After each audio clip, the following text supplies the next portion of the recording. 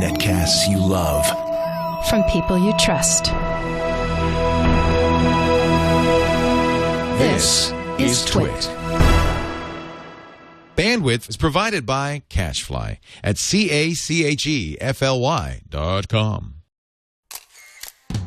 This is TWiT Photo with Catherine Hall and Leo Laporte, episode 51, recorded on Tuesday, April 3rd, 2012. Michael Grecco. TWiT Photo is brought to you by Ford, featuring voice-activated Sync App Link. Now you can control select smartphone apps with your voice, helping you keep your hands on the wheel and your eyes on the road. Learn more about the technologies Ford is bringing to its vehicles at Ford.com/technology. It's time for TWiT Photo. I love this. I love this show.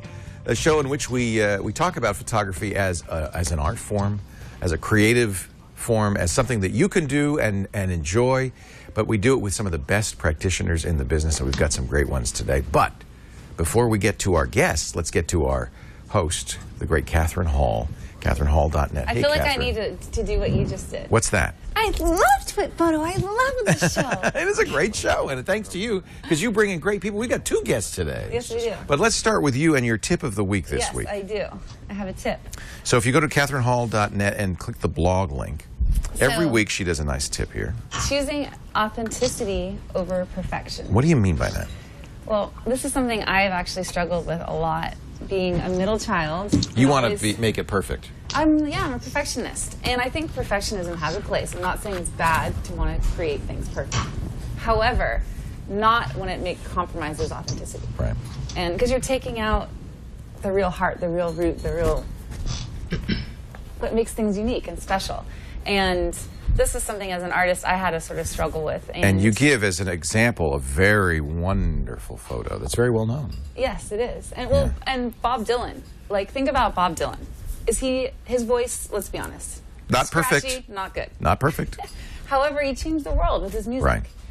There's a good example. And it's not about his voice. It's about his words, his message, his lyrics. And then if we scroll down more, you look at like Charlize Theron or you think Al Pacino. Wait a minute. Now, Charlize does not actually look like on the left. That was in the movie Monster. I just want to say. But the point of the story is that she's wearing more makeup on the left.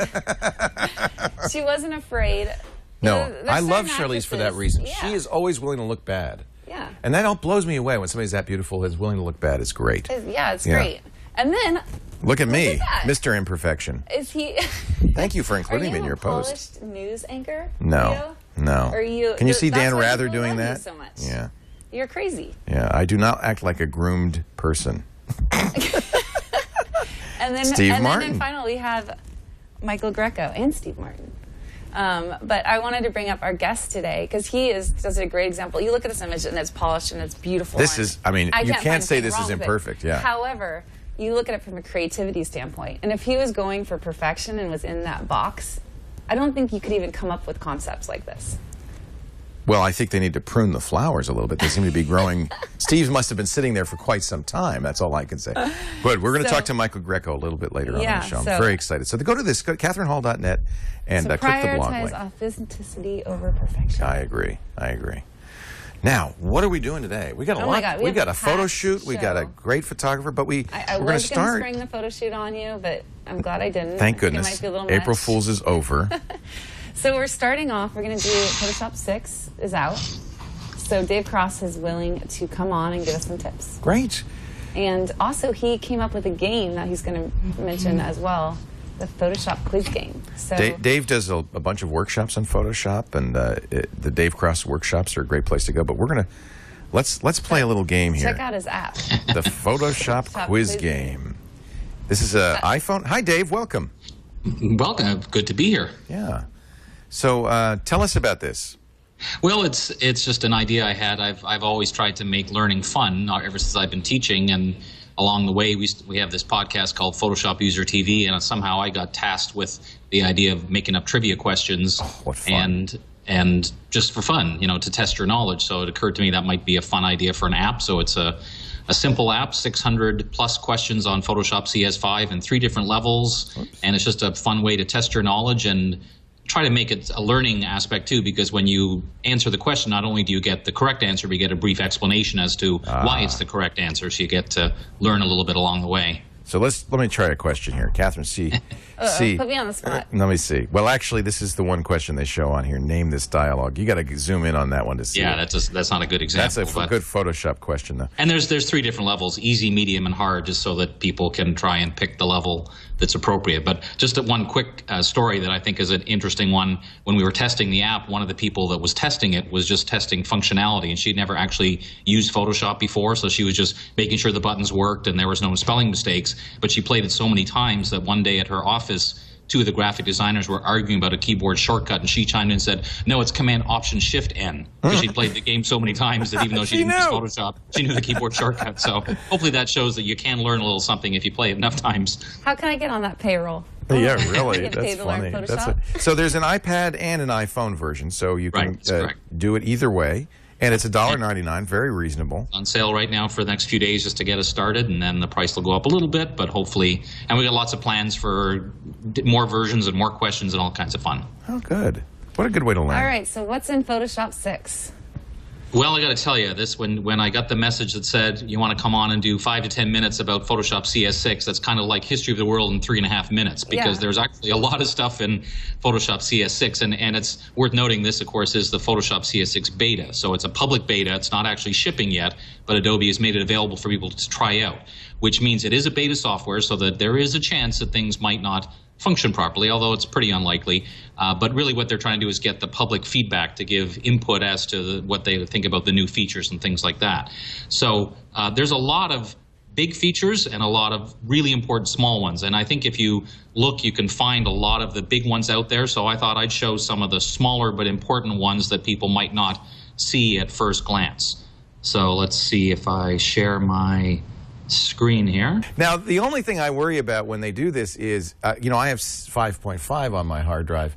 Oh, am I just going to be forced to upgrade, or am I going to be able to? No, I mean, it looks for that version to make sure you're an official owner, but they can both coexist. Okay. So what a lot of people do is they use the beta version but still have their current version just in case something doesn't work, or if they have a plug-in that only works in their current version or something like that. Good news. What's By the way, likely this to looks like happen Lightroom. Yeah, well, that's one of the first thing you notice is that Holy cow. they it's changed totally the different. user interface to go with the darker user interface, which frankly has been around a lot of the other Adobe products like After Effects and Lightroom and things like that. However, one of the decisions they've made is they said, well, you know, not everyone might like this, so you do have the option of changing the preference to go back to if you prefer the kind of original way of working. So you can, they've kind of made this the default look, but you can always change it a little bit if you want. So that's the first kind of really noticeable thing, and that's a personal choice. Here's an example of one of those smaller things that no one's been talking about that I think is pretty powerful, and it's a filter that allows you to deal with lens issues like this. This was obviously taken with a fisheye lens, and previous versions of Photoshop have had the lens correction filter, but now there's one that takes it a step further called adaptive wide angle. So when you choose that, it's going to go into its interface, and it's seeing that there is a fisheye lens. It's sort of auto seeing that. You can see it does a slight correction. But what's really interesting is it has this constraint tool here where you basically just draw along and say, this here That's a straight actually line. should be straight. Oh, no. And it adjusts. Oh, my goodness. on Look the at fly. that. Wow. And you can tweak very easily. And then if you need to, you can, of course, scale it up and, you know, try and crop it to the out. point. Yeah. As a quick way of dealing with, Wow, that's the only photograph I have, and it has some, you know, a bit of a wide angle look, and I want to tweak the results. And you can continue to draw further constraints and things like that. So that's kind of an interesting one that's simple to see the difference. Now, one of the differences that a lot of people, I think, when they see a new thing in Photoshop, we are creatures of habit. So we tend, our first reaction is, oh, I like the old way. And here's probably the prime example. I think most people, when they see this at first, they're going to say, please tell me I can go back to the old way, and that's the crop tool. Crop tool's had a really significant overhaul. And I got to be honest and say the first 5 minutes I was like, what the? And then as I started playing with it more, I thought, this is actually really cool, because I've deliberately chosen an overly crooked photograph here. But now if I take the crop tool, what used to happen is if I rotated, what would happen is the crop would rotate, but not the photograph. Here you'll see the photograph is actually rotating within so the you crop. can see what's happening. And as you crop in, it always keeps a center focus. So as I move to say, I just want her face, it kind of moves everything in. And let's just escape out of there. You can see if I take the straighten option, it does the same kind of thing where I can drag along what I want to be straight. And right away, it rotates the image live. In the past, you used to have to click OK to see if you liked it or not. Here, you can see, well, if I crop this much, I'm going to lose a bit of image here and here that I can hopefully content-aware fill or do something else. So this is a big difference. Also, lots of options for what kind of overlay do you want? Do you want a rule of thirds? Do you want a grid? So there's various options that you can kind of cycle through to decide which one you want. I have to say, anybody who's used Lightroom will be very comfortable with this. Right, exactly. And I think that's one of the things that they've done is try to make some similarities. And I hesitate to show this, but there is an option called Use Classic Mode for those people that just can't handle the change. So Adobe did try to make it so that you can see a few things. So here's a powerful function. And I have this belief in, when I'm trying to show something really dramatic, to show the after photograph first. Because I feel if you show a before and then an after, your eyes kind of see where to look. So this is an after photograph that I've taken or I've done using one of the new tools, and this is the before. So the people were actually... Wait a minute, you moved them over? Yeah, but you check this out, because this is pretty crazy. This I'm going to make a new layer. content-aware fill on steroids is what this is. It is, and it's actually one of the new tools in here, which is called the content-aware move tool. Oh my gosh. And what it does, I can just make a very rough selection. I mean, just kind of going around and trying to get the people here. I'll just make sure I get that last little bit there. And two very important things. First of all, I made a blank layer, and now there's an option called Sample All Layers. Previously, with Content-Aware Fill, it wasn't possible to put the results onto a new layer. Now, I can say, I wish when I'd taken this, these people were actually over here. And it does two things. It moves them over, but it also looks at the background and analyzes and does a Content-Aware Fill on the background to cover them up. Unbelievable. Onto a separate layer. So you still have options to do further work. Dave, how fast of a computer? I see it's a Mac. Is this a super fast high-end Pro? What Not are you? At all. This is a 1-year-old MacBook Pro laptop off the shelf. Nothing usual. And that's. I'm glad you mentioned that, Leo, because one of the other big difference is that just under the hood, there's just a lot of speed improvements and things that we used to sit and wait for that progress bar. Now it's just, it happens. Well, if you think about the calculations that went on to make that move. Oh, yeah, exactly. And I mean, this is not a huge file, but I've tried it on some bigger files, and still, frankly, when you compare the alternative, how long it would have taken me to do the same thing by hand, it's pretty powerful. And so that's pretty cool. But the other one that I really like is another step of content aware. So here's an example of a problem that we would face where just by the nature of the beast here, we ended up with not enough of the background and we need some more. Well, if I did just regular content aware fill, first of all, I'd have to do it on the background layer. And secondly, over here on the right where the tire is, the chances are it's going to pick up some of the motorcycle because that's the closest thing, because that's what content aware fill does, is look at the surrounding areas. So one of the options here is, again, make a new layer. And then what I can do is use one of the, it's not really a new tool, but it's a new function, is the patch tool now has an option called content aware. And it has various options for how strict it is in terms of following. I usually just leave it on medium. And then there's an option again called sample all layers.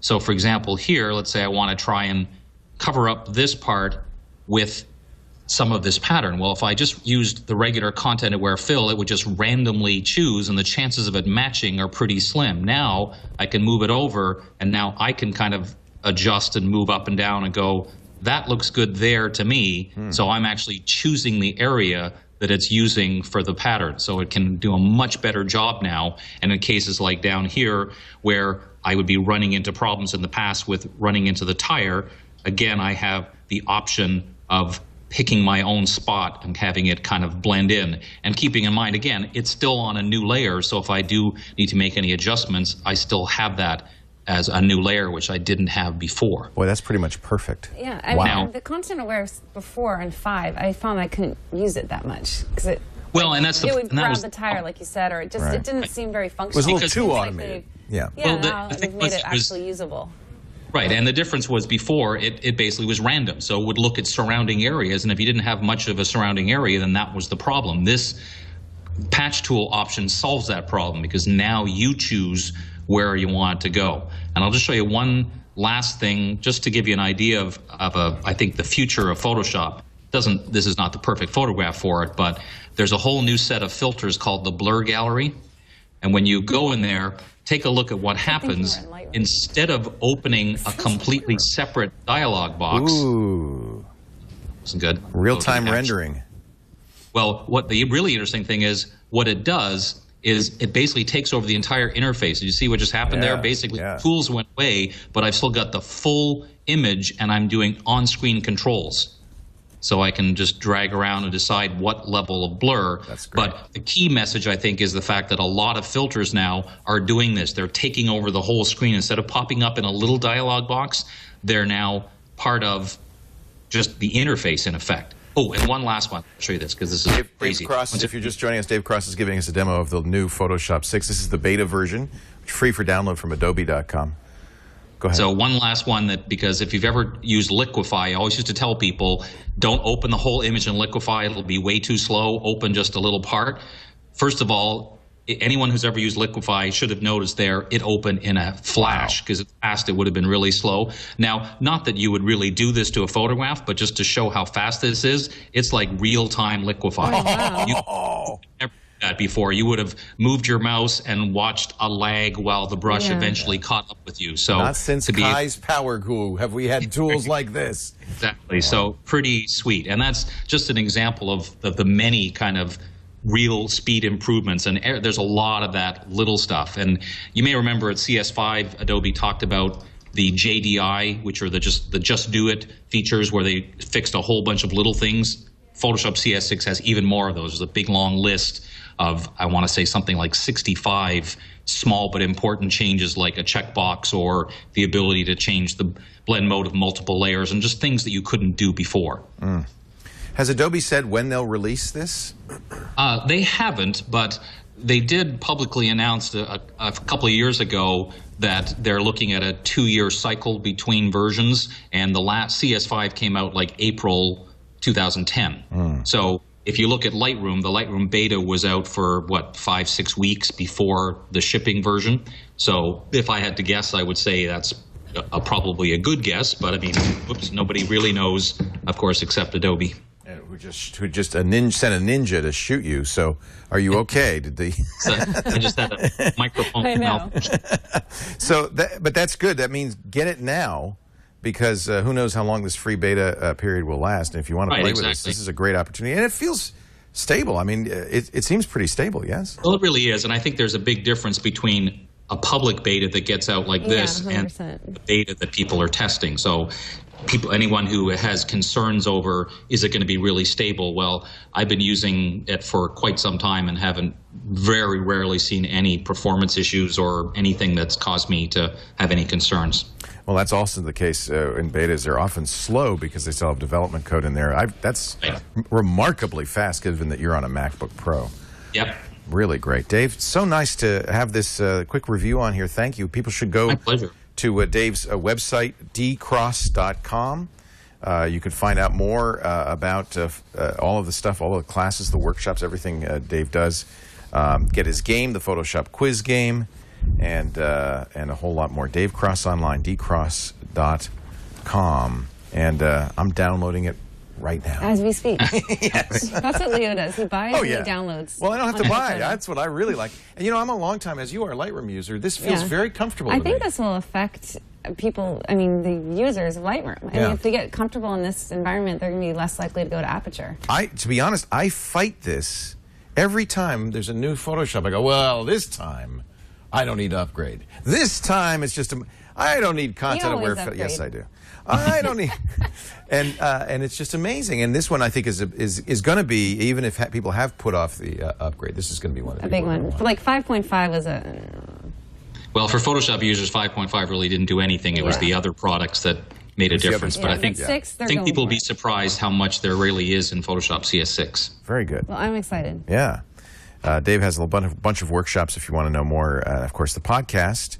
Tell us where we can find the podcast, Dave. Well, the Kelby TV is where all the podcasts live. I have one myself called Ask Dave, and then Photoshop User TV is every week. Well, they're on a slight break right now, but just about every week. We actually filmed episode number 300 the other day, so crazy. You're a little bit ahead of us. kelbytv.com. /Photoshop User TV if you want to That's the one. watch. Hey, thank you so much, Dave. Yeah, My thank pleasure, you. anytime. Great to talk to you. Appreciate it. Is somebody Right. is somebody actually holding your mic now? No, that's just me, because I'm the only one here, so I'm trying to hold it, look casual, like nothing's going wrong. Nothing's happening. Nothing's happening. Oh my God. You And did then a when great it's job. over, he's going to go, oh. Yeah.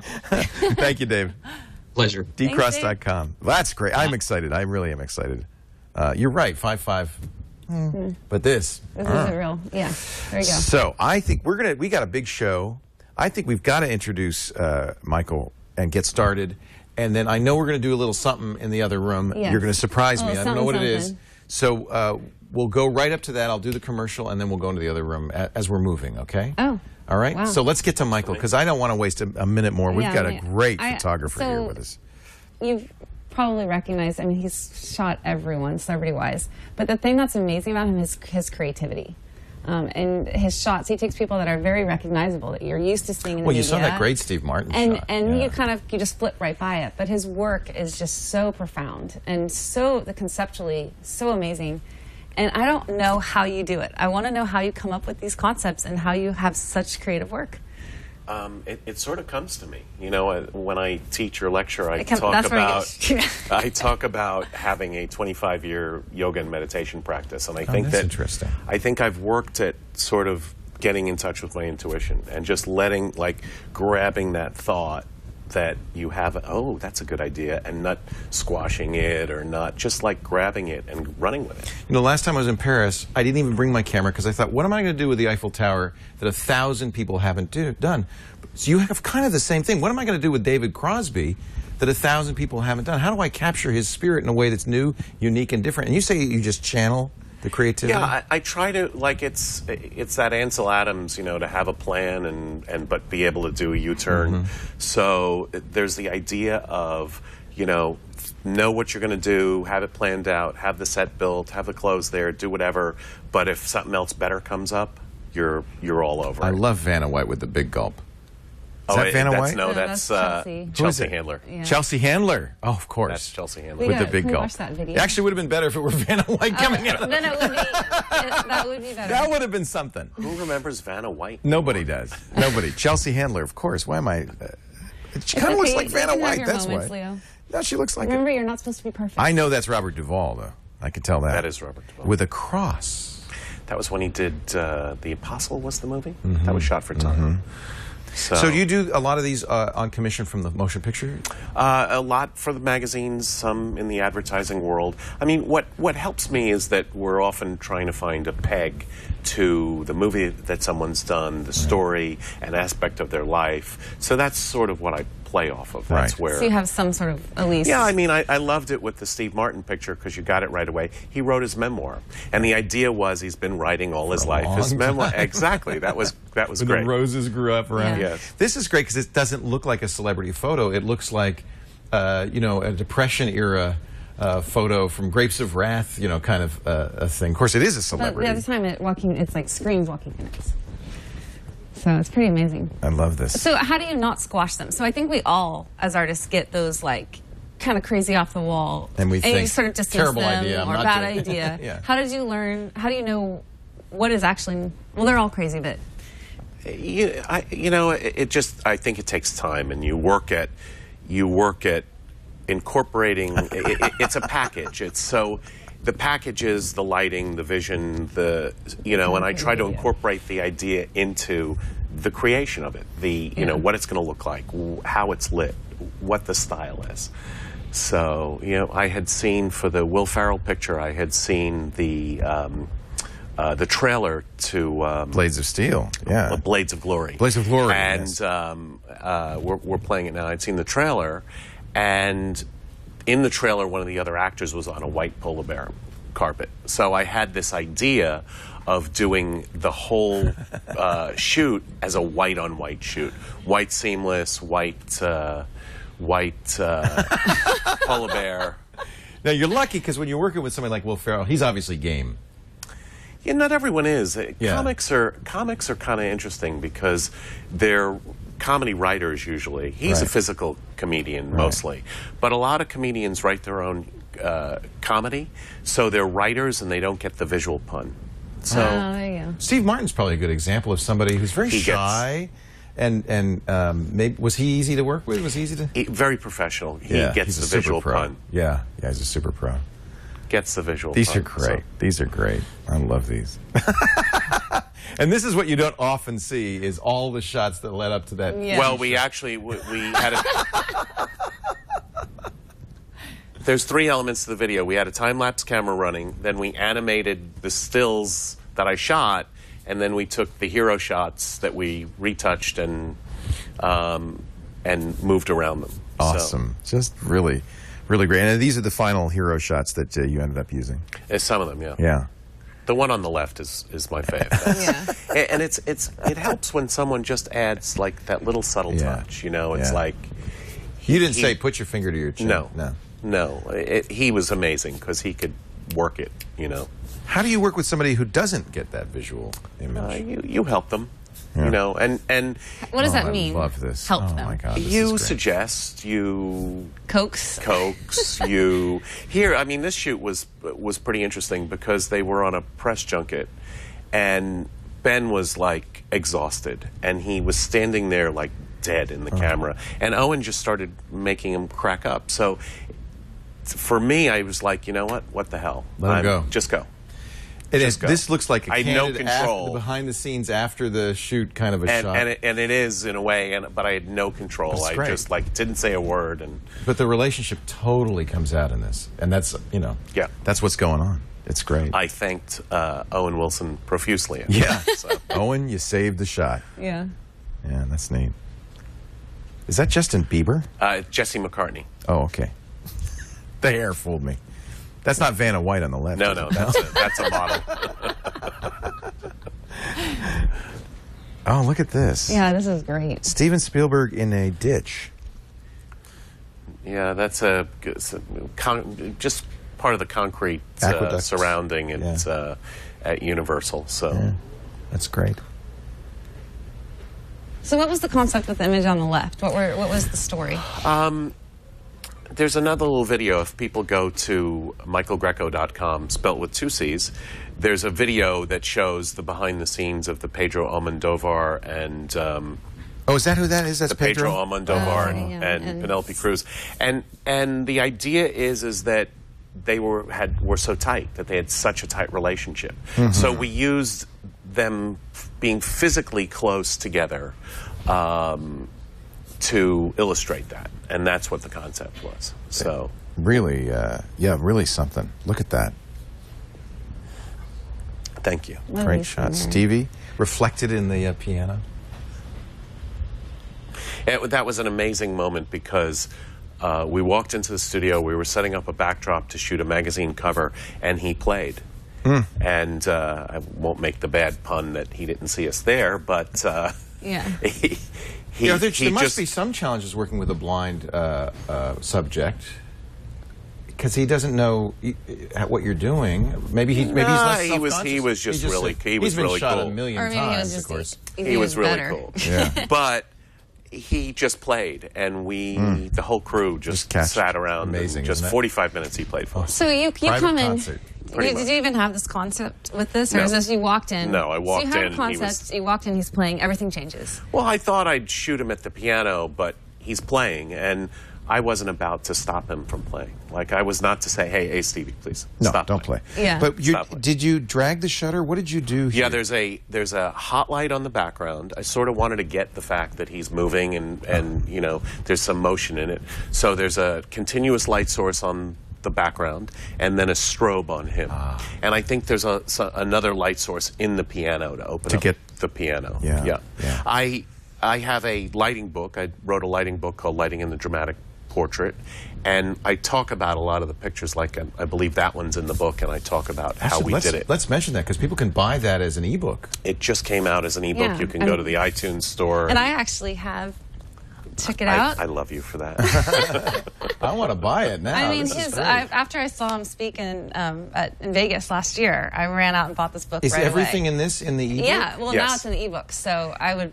We I did- have both, but I'm going to carry the ebook wherever This is I go. actually a good medium. Now, I got to tell the story of this. This is your 19-year-old son did this. My 19-year-old son coded the book, Dakota That's Grecco. amazing. Yeah. Just turned 20, actually. So Isn't that he neat? took a break. He's in the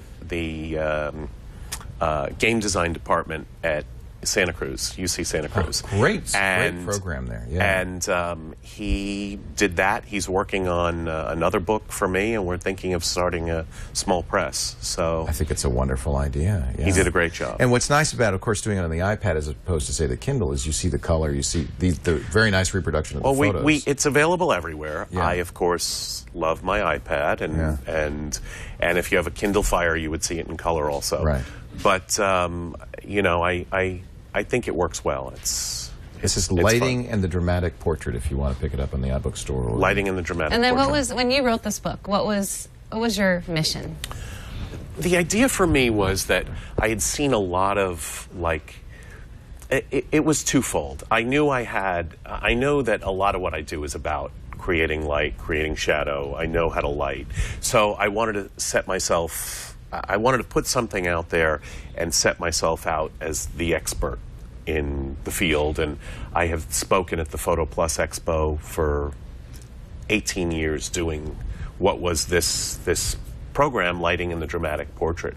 So I did it, and I wanted to be the expert, but I also in looking at other books realized that no one had done a lighting book that was where the images were personal, where the stories were off the cuff, where you talk about your mistakes, where the images had some style and some edge to them. You know, a lot of the beauty Hollywood books are like, put a butterfly light here, and the images are very overproduced, and as I say, when there are too many lights and it's too overproduced, I feel like I get a hairball in my throat. Yeah. It's just like... It's just like what we were talking about at the beginning of the show. Authenticity sometimes means imperfection. This is a good example. A lot of times photographers want to eschew motion blur. Oh, I don't want any motion blur in my shot. But it gives it a drama in some cases that you would lose otherwise. Yeah, absolutely. And that was a cover shoot of Shaq, and I've just picked up a 35mm camera and ran some black and white film in between the setups. This is film? That is film. Interesting. Do you still shoot a lot of film? Or? No. It was just chance. You happen to have it. This is a couple of years old. I mean, this book is sort of the greatest hits of my portrait career. So, you're a Hasselblad shooter, and we'll see some more of that in a little bit. Yeah. Well, so all I'm medium format subjecting him is to all my of this camera. medium format? a lot of it's medium format, but some of it's 4x5 in there. A lot of it's medium format. There's some more motion blur. Yeah. You've mentioned that one of your favorite things to teach is being creative and learning to see. And my question for you is, how does one learn to see? By looking. It's like, I try to, especially if I'm teaching a class, and a lot of the workshops I do is about setting up a picture, right? You're setting up a light, you're maybe dressing someone, you're posing someone. So the idea is don't rush through it. The idea is don't look at that little LCD screen on the back of the camera. The idea really is to take your time. I try to tether into a laptop and look at the picture. If we're on a set, we'll bring a 30-inch Apple Cinema display and calibrate it. And we're really looking at, all right, is the light better here or here? And that makes a big difference. And I'm always riding that edge. So I try to light something dramatically. I'll put the light up as high as I can go, but then I still need to see a little bit of the white in the eye. So it's like finding those right balances between being dramatic, and getting everything to work means you have to actually look at the image. It's funny because it's almost the opposite of what I thought you were going to say, because when Catherine asked you, how do you see, you say, look, I thought maybe you were going to go into this kind of, it's all about the gestalt of the feeling, and I'm just going to and you actually got technical. You actually, so it's interesting, there's a way for you to see and still be very technical in what you're doing. Yeah, you have to know how to get there. But it's all aesthetic. I mean, so I've had people say to me, okay, I love the way you use strobe and balance the sky.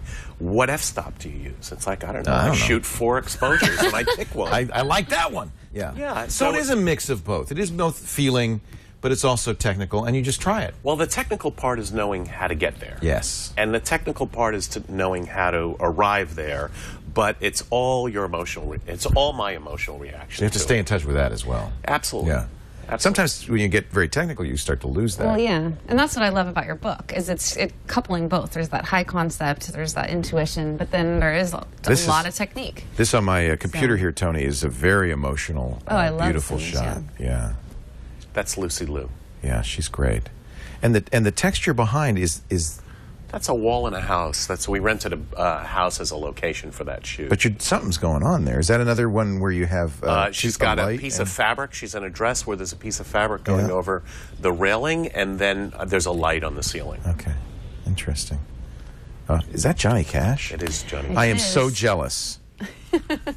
Wow. Not many people get that. One of my greatest moments in my life. He walks into the field and goes, "Hi, Michael. I'm Johnny Cash." My name is Johnny Cash. I'm Johnny Cash. Wow, that is pretty amazing. It's been the most challenging to shoot. Oh my God! I don't know if I can say it and still live in Hollywood. Challenging isn't bad. Yeah, I said challenging. All of those actors that you've read about, or some actresses In other words, that are you know. Matthew McConaughey, easy guy. He was easy. Yeah, you could was tell. easy. Just relaxed. That's Lawrence Bender, the producer. Oh, That's not Matthew McConaughey. Well, no wonder he's so relaxed. He had his shirt on. That's what fooled me. If I had seen his abs, that's beautiful too. Kelly Wu, the actress. I'm not going to identify these guys anymore because I'm apparently terrible at it. Notice how I'm not saying. No, I'm just kidding. Yeah, just Roger I've Cross. known a couple, but- Roger Cross. oh, that's fun. It's a model. Talk about a butterfly light. That was a Psychology Today cover. Yeah. Oh, yeah, that that's makes great. sense. Yeah. So they give you an assignment. How detailed is the assignment? It could be sketched out, or it could be a rough idea that I just run with, or I remember doing a Fast Company cover that was like high concept, where it was this best-selling author wrote this piece. Now that the bubble has burst, what am I going to do with my life? It was the gist of the piece. This guy, Poe Bronson. Oh, yeah. Poe's And great. Yeah, I shot Poe for the cover, but we started getting into like all the possible concepts of how you illustrate that. And one of those pictures is on my site. What shoes will I wear now? What hat will I wear now? What shoes will I fill? So, and that's how we came up with it. Hat and shoes. Hat and shoes. Yeah, hat and shoes. What shoes will I fill? What hat will I wear?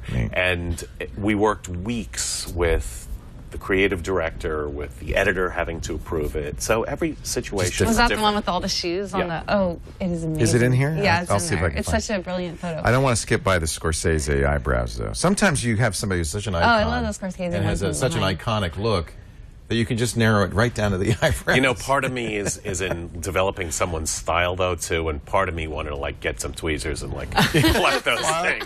pluck the And part of me eyebrows. was like, no. They're that's- out of control. So one thing that I find interesting is that a lot of photographers, when they're first getting into photography, they want to be a photojournalist. That's kind of their thing, their path. And then they get into it and they realize, maybe I don't want to do that. And you went down that road.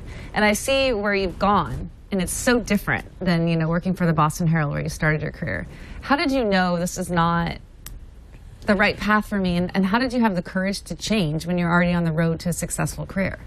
My heart wasn't in it, and I got into it not because I thought that would, like, I just sort of fell into it. I was in school in Boston at the School of Communications, getting a film degree, and I took a photojournalism class, and it was like, wow, this is exciting. I grew up in sort of a suburban New York, and I thought this is fun. This, from an experiential standpoint, it would be fun. Wouldn't it be? And then I realized my heart wasn't there. So I kept thinking of, wouldn't it be great if this happened? Or can someone just come out with a gun and I get that perfect Can you just shot? move this or change that? And it's like, or wouldn't it be great if they wore this or that? And I had all this crazy information in my head about, about how exciting a picture should be, what should be happening, and I thought, all right, I have to be in the creative world.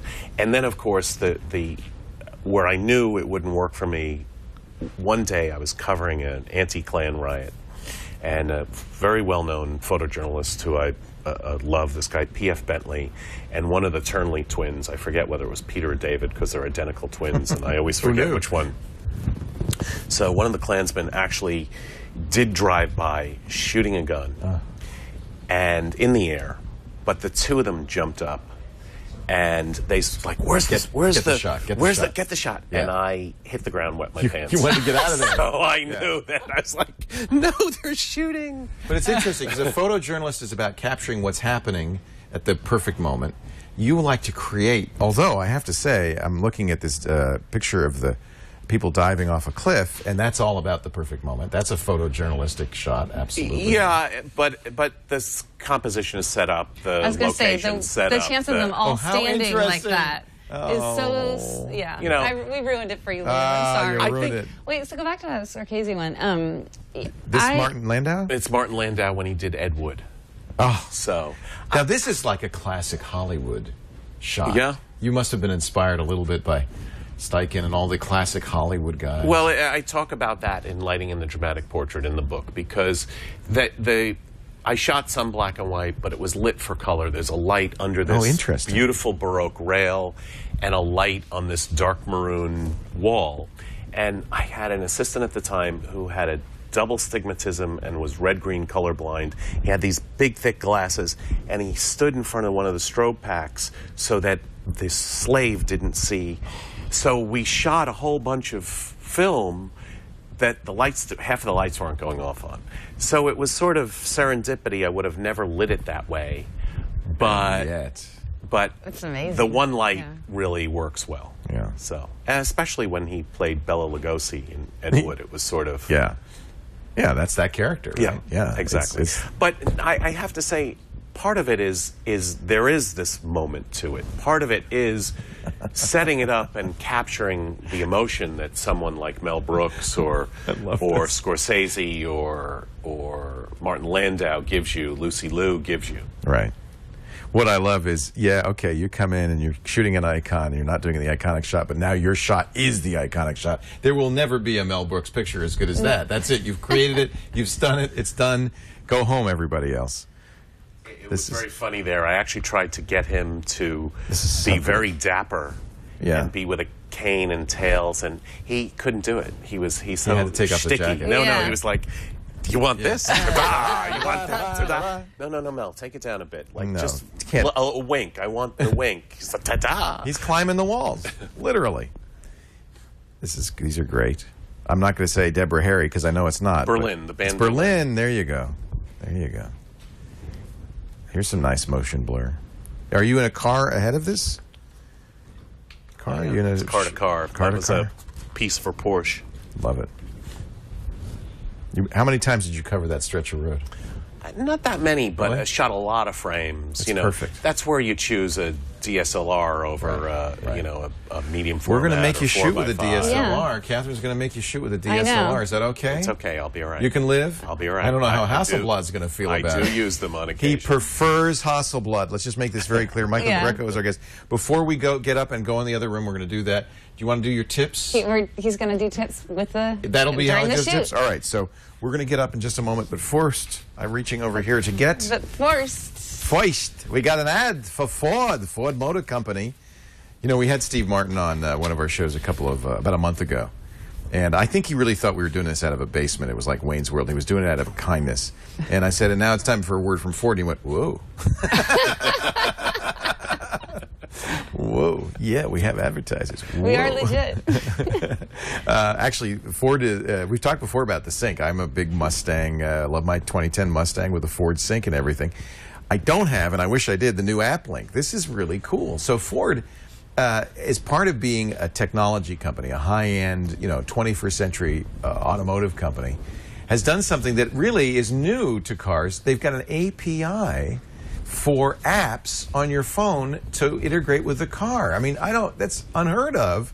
It's very Silicon Valley. It's very, very modern, and I love it. So you've probably seen some of the first app link apps for Ford Sync. We've talked before about Pandora, Stitcher, OpenBeak, Slacker Radio. So the idea with Pandora, for instance, is you know how Sync works. You keep your hands on the wheel, your eyes on the road. That's important for safety. And all the studies say again and again, as long as you're doing that, you have a lot of cognitive excess, but you got to keep your hands on the wheel and the eyes on the road. You can't be doing this. So Ford said, all right, people want to be connected. We'll do it all with voice. So you keep your hands on the wheel, you press the button, boom, and you can talk to the car. You can say, play a song, set the temperature, navigate to, all of that stuff. And I do this all the time. I love this.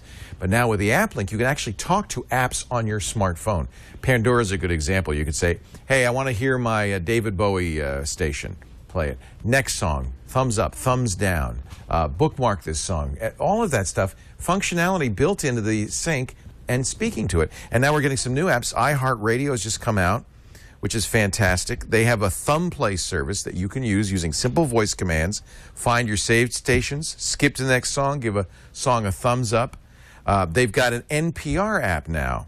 So radio stations are going to hate this. You can now get the latest breaking news, play your favorite NPR stations by voice, by request. The best way to do this is to go to a Ford dealer and take a look at the Sync app link in the vehicles that they've got now. They do have a mobile application developer network. So developers, if you're listening, you can work with Ford about your app ideas so that Ford can support you in getting them into the car. And that's why you're getting so many new apps. It's just exciting as heck. Learn more about Sync and AppLink and other technologies by going to Ford.com/technology. That's the page you're seeing right now. Or, I always say this, the best thing to do, go to a Ford dealer and drive one. I mean, come on. Why not? Thank you, Ford, for your support. Buy one or try to drive one? You want to buy it, don't you? I ended up buying it. Yes, I did. Leo. All right, now, what are we going to do? We're going to get up? We are getting up. This is we have the technology we think. And we are not going to have to rush through this one. No, I gave you 20 minutes. Is that enough time? Excellent. All right, so you lead, because I don't even know where we're going. You did not telegraph this? Yeah, no. This is my April Fool's surprise. Michael Grecco is our guest, and we are going to go take a walk. And then before we go back, people can get your ebook in your store, michaelgrecco.com. He's smart. He sat back down. Store. We got a great shot. You're looking. All right. If you're going to talk to him. I saw the camera angle there. Yeah, see? Situational awareness. He's on it more than I am here. michaelgrecco.com. That's GRECCO.com/store. And there's a button for all three. We have a Nook, iPad, and Kindle version. Yeah, I showed that store page earlier, so we're good. And I'm very selective with what I buy. Yeah. And look. I think you bought the book, which is great. Well, no, I bought it before the ebook. I almost kind of want to. Well, I think I'd like to. Well, the ebook's great because you can carry it around. Yeah, so but this is pretty. The idea of the ebook is that you could bring it on a shoot with you. Yeah, but look, come on. If you're sitting at home with I don't know, but you can lay in bed and be sideways and look at the ebook. Part of the idea of that was to split between a how-to and a coffee table. Yeah, it is. It is. So that there's just pure pages of display of photography, and then it gets into how I did something. But here's the classic rules of lighting: you start with the basics, and then you break them all. Exactly. Yeah. So let's go break some rules. Okay. Come on, kids. Right. All right, here we go. Did you recognize Steve Stanford there? I did. He's scared to say at this rate. Oh, I just pulled a plug on something. All right, can you still hear me? The heavy mic. Where's the camera? Where are we going? We're back We're there. back past the cafeteria. Go ahead. We're going to. Follow the man after Thank you, you. Michael. Oh, thanks. You got it? Follow the lovely, handsome Here we go. cameraman.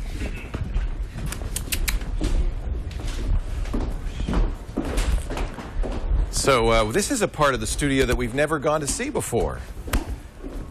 Yeah, we've never been back here on TWiT Photo. No, this is people are getting a tour here. One of the favorite rooms of the house, Here's the kitchen. Notice the giant disco ball, very important for events that take place here in the kitchen. But we've set Michael up with his lights and your camera, which is tethered to a light room in the back here. And what are we going to do, Michael?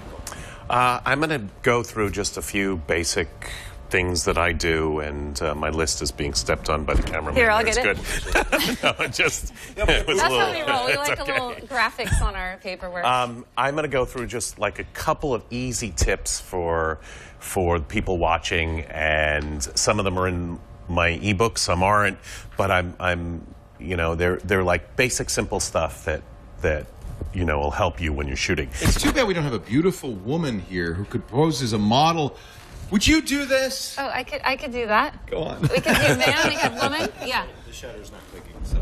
Oh. First, she has to fix her camera. See if it were a Hasselblad. Exactly. Yeah. It's it's that. So what made you choose this location? That's what I want to know. There's just a clean wall here. We're just going for simplicity. It's all going to be about the lighting and some of my tips, and not, it's not going to be.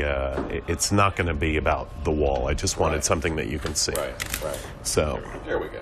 Excellent. So it's nice that we have a tether. Touch. And this is what you were talking about, although you sometimes set up a 30-inch monitor so that everybody can see in great detail. You don't need a loop with a 30-inch monitor. I will. I mean, I like being tethered either into the laptop or, hey, if we're in the water on the beach and you can't do it and you shoot a card, absolutely. But if you can, it gives you the precision to figure out what you're doing, and we'll keep working the shot that way. So go ahead. The first thing I want to discuss is we're talking about lighting.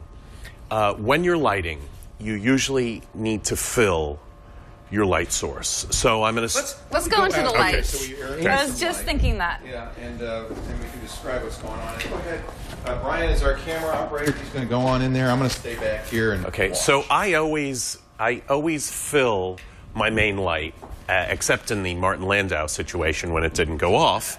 But if you'd like me to step in front of anything, I'll be glad to. Very good. I'll be your colorblind assistant for today. I always fill, and the fill is usually very, very low in exposure. It's 3, sometimes 4 stops down. But the reason I do it is because in digital photography, you always want to make sure every pixel is firing. So the fill is always right behind camera, so it actually fills in everything. You say actually get closer with the lights than you think. Closer than... No, that we're not up to that yet. Not up to that yet, but we will. We're not up to that yet. Right. So this fill is farther back. And I use as big a fill as possible so that it's as soft.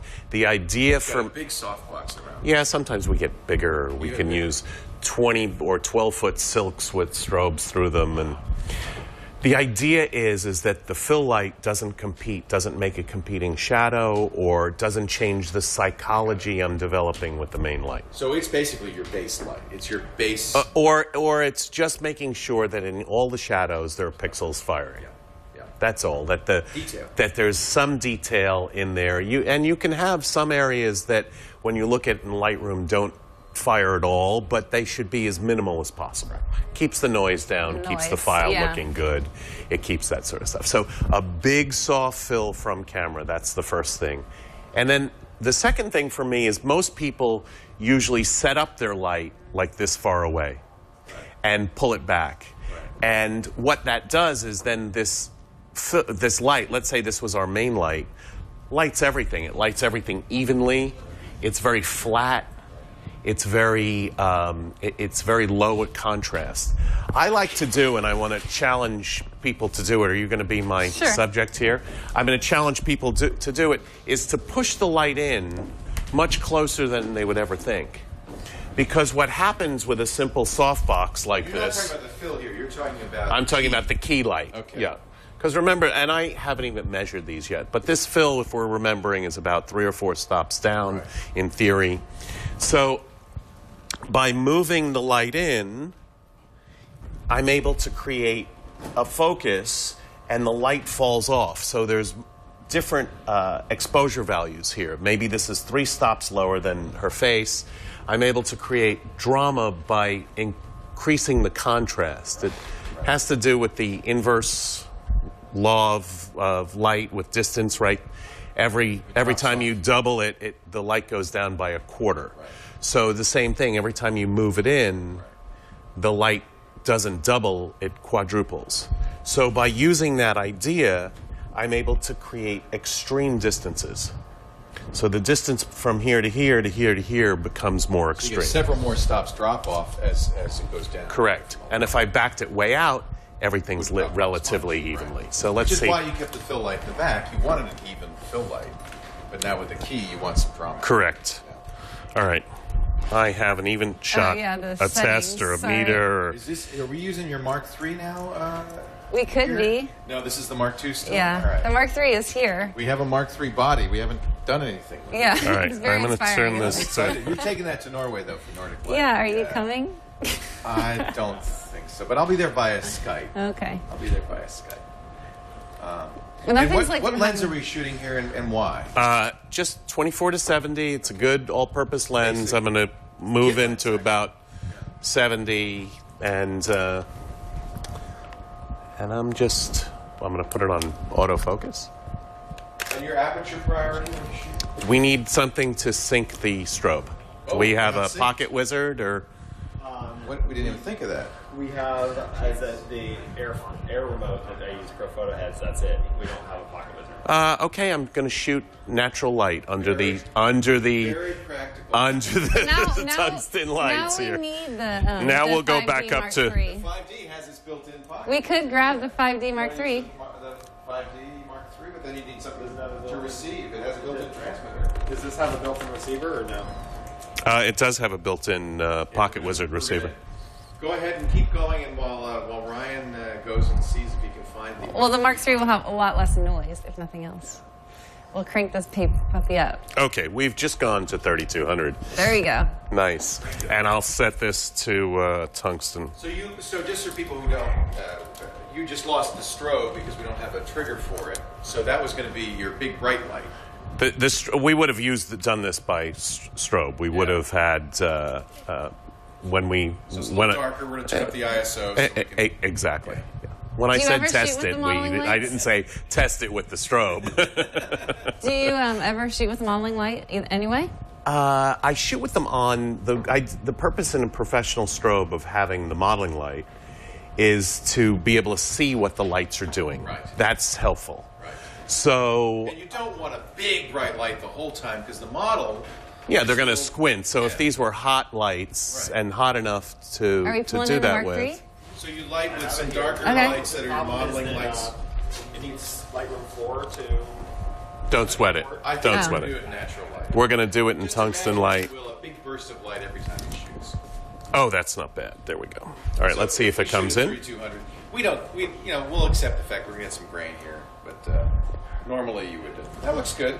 Now, Brian, I want you to get the tethered shot as well, unless we have a way to pick that up. Do we? Oh, good. Yes. Tony's on it. we're getting fancy Okay. here. So, We are fancy, Leo. Yeah. all right. Here's the idea, and this is the way to demonstrate this. I'm going to push this in very close, and you'll notice that I also am using very tiny soft boxes, which are Extra small. extra small soft boxes because it gives you that dramatic pool of light. One of my other tips is I use these grids where I spot the light off and make a little spotlight of light. Spilling out beyond where you want it Correct. to go. So we're going to get right in underneath the light source here, and we're going to make sure our autofocus is working. Adjustment. What was the adjustment aimed at? Looked a little too bright. It's a little overbright. All right. Yeah. So we're going to dim it down a little bit. And there it is. It's certainly a lot darker. But you'll see here that our hot spot's here, and the light's nicely falling off. You'd Yeah. noticed it more if she wasn't wearing a white blouse. Yep.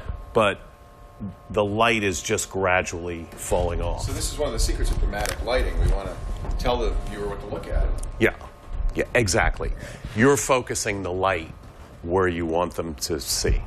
So the eye immediately goes to the brightest part of the picture. Yeah, and in a way It it's... wanders around to look at the detail and see what else. Yeah, and then you choose what to light in the shot. In a way, it's adding to the storytelling ability because you're directing them into different areas of the image. Right. So You can actually see the sequence of their eyes going from the brightest spot. Maybe, is it the next brightest spot, or is it the next spot of interest? I use my intuition to just balance, Got it. from a fine art standpoint, make sure there's balance in the photograph. But you're absolutely right. And if I think about it, it comes from my old photojournalist days where you would dodge and burn? Dodge and burn, yeah. Dodge and burn. Well, and I wonder, we've talked to photographers who studied the classic painters, and they did very much the same thing with the way they would light these Renaissance paintings. And you can learn much of the same kind of thing by the painters who were painting, in effect. bright and dark and Right. modeling. Right. So Drama. I like creating pools of light. Painterly, yeah. You'll also notice that the softboxes, when I use them, are in a vertical position. That's very flattering for the face because it's lighting from underneath and above at the same time to a certain extent. You don't want a bar across the face. No, because it's not as pretty looking. I rather stack two softboxes on top of each other or always keep them in a vertical position like that. That looks better. Ryan, can we get the 20-degree grid for the for my extra small softbox, please? How is it All right. being lit perfectly? It feels Dramatically. This is another good trick. I'll use a strip, a small strip, and this goes back to what I was just saying about having light from under the face and above the face. So this is a nice way of lighting. So you'll use it in portrait mode. Correct. To get all of that, to light, especially under the chin. Correct. Yeah. But then a really dramatic way. Now we're going to use a grid. No, give me the grid for the extra small. 20-degree grid is in that small. It's already in the box, yeah. Okay, well, there we go. Excellent. You're so good. So I don't know. You probably can't see this, but it's just a grid, and it turns a flood into a spot essentially. Yeah, it's making that a relatively tight light. So now I also know I can tilt it up a little bit off her face and make it more directional and make this area fall darker. So we're going to do that. And if we were taking our time and had all the gear here, we'd put a little flag here just so her forehead isn't so spot doesn't pop out there. My idea is that I try to get it as close in camera as possible so that it has as natural a look, and then we'll fix whatever we need to in post. We then no we'll longer use, dodge and burn as if we don't have to.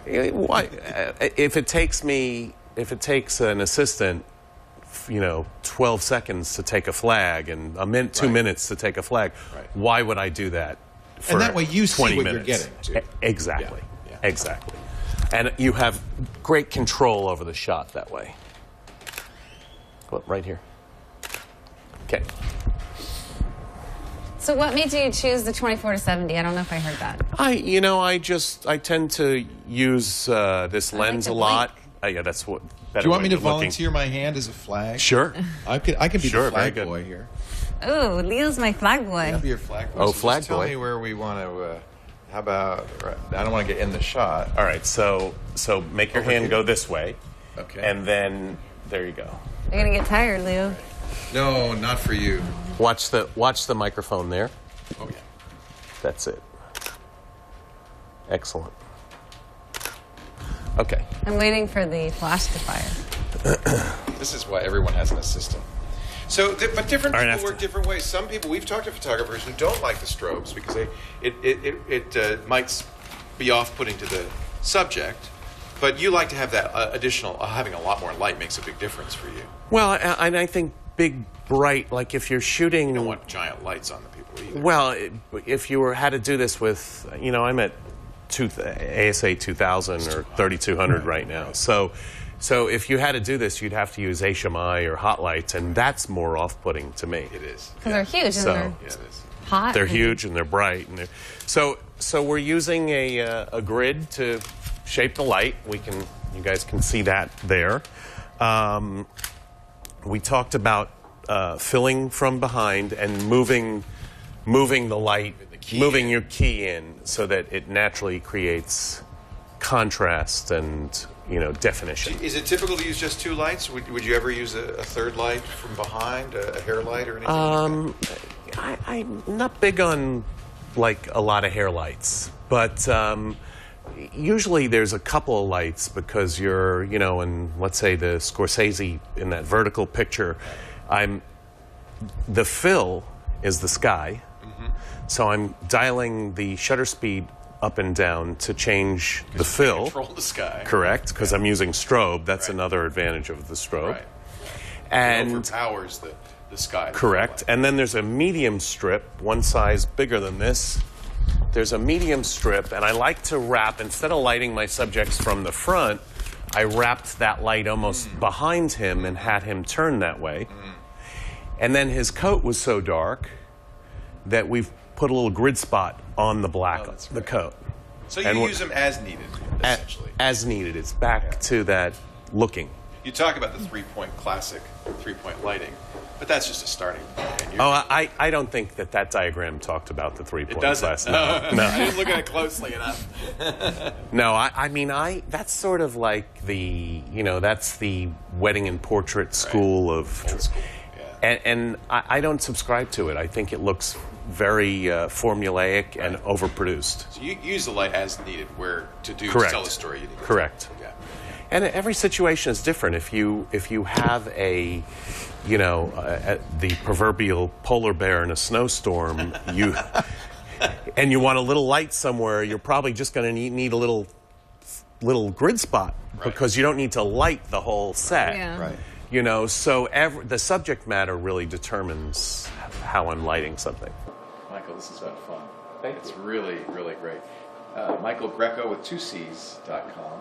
And if you go to /store, you can get the new book on your ebook. That's fantastic. Lighting in a dramatic portrait. We just did it. Yeah. Very dramatic, huh? I love it.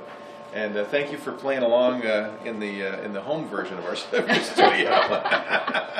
We appreciate it. Thank you, Michael. Really nice to meet you. Really great photographer. So much fun.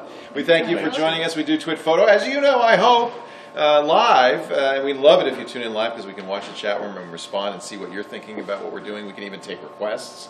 I can't do it right now because I can't see the chat room. But we do it live 1:30 Pacific, 4:30 Eastern Time every Tuesday on twit.tv. That's 2030 UTC if you're watching outside the United States. But you can always get the shows. In fact, if you've missed any shows, they're all available for download, audio and video. Do get the high-quality video. In fact, soon, high-def video. We've really got to get a high-def version. Especially with the TWiT Photo. This stuff is so good. And actually, I want to start... People have so many good recommendations. They're coming from so many different channels.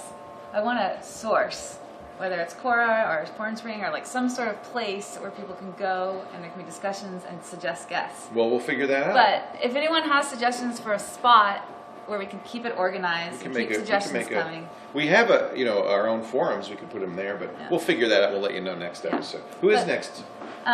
Next we have Frank Mio, the photo agent from New York.